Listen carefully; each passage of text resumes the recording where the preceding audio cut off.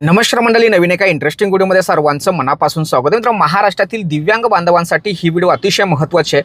मित्रांनो, राज्यातील अनेक ग्रामपंचायतीच्या माध्यमातून आज म्हणजे 15 ऑगस्ट रोजी अनेक दिव्यांग लाभार्थ्यांच्या खात्यामध्ये 5% निधीतील रक्कम वाटप करण्यात आलेली आहेत.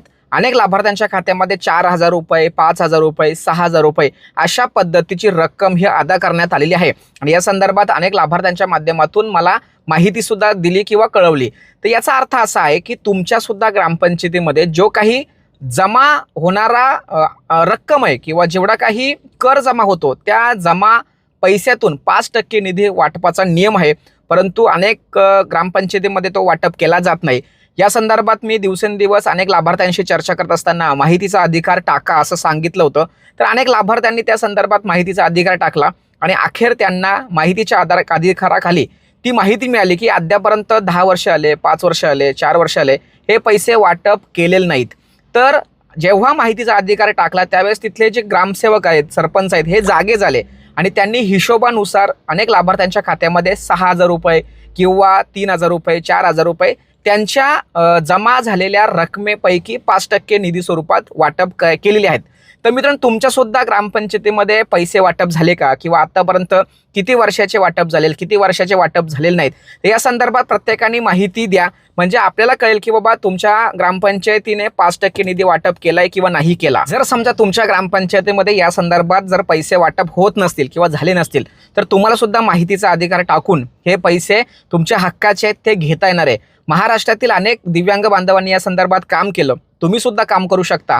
आणि तुमच्या ग्रामपंचायत किंवा ग्रामसेवक किंवा सरपंच यांना सवय लावली पाहिजे की जेवढाही कर वसूल होतो त्यापैकी 5% निधी हा त्यांच्या खात्यामध्ये वाटप करण्याचा अधिकार तुम्हाला सुद्धा आहे आणि तो घेण्याचा अधिकार सुद्धा माझ्या दिव्यांग बांधवांना आहेत. म्हणून मित्रांनो, या व्हिडिओच्या माध्यमातून सर्वांना विनंती करतो की ते पैसे आपले स्वतःचे आहेत, हक्काचे आहेत, ते आपल्याला मिळाले पाहिजे, यासाठी काम केलं पाहिजे.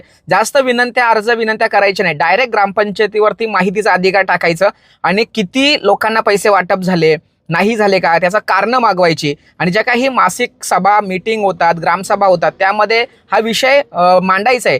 जर समजा काही ग्रामसेवक किंवा ग्रामपंचायत त्या संदर्भात जर काम करत नसेल तर त्यांची तक्रार ही BDOंना करायची आणि BDOंनी जर समजा त्या संदर्भात दखल जर घेतली नाही तर जिल्हा परिषद COंना करायची. त्यांनी सुद्धा नाही घेतली तर कलेक्टर साहेबांना करा. कलेक्टर साहेबांनी नाही घेतली तर संबंधित विभागाला करा, मंत्रालयामध्ये करा, मुख्यमंत्री देवेंद्र फडणवीस साहेब असतील यांच्याकडे करा. ज्यावेळेस आपण हे सर्व काही पत्रव्यवहार करतो किंवा तक्रारी करतो त्यावेळेस नक्कीच सरकार त्याची दखल घेतोय.